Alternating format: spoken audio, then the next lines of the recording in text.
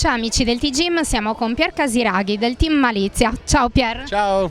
Com'è andata la gara? Beh, era un po' difficile per noi all'inizio della settimana, abbiamo avuto due dei ragazzi che si sono fatti male in barca in allenamento, dunque abbiamo dovuto cambiare un po' la squadra, è sempre difficile cominciare una gara con persone nuove a bordo.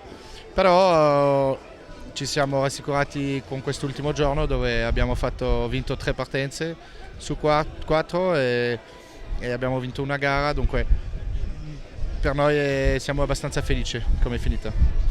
Noi sappiamo che sei uno sportivo, ma quanta preparazione fisica ci vuole dietro? Sì, penso che ci alleniamo più o meno 3-4 volte a settimana, almeno un'ora e mezzo ogni volta.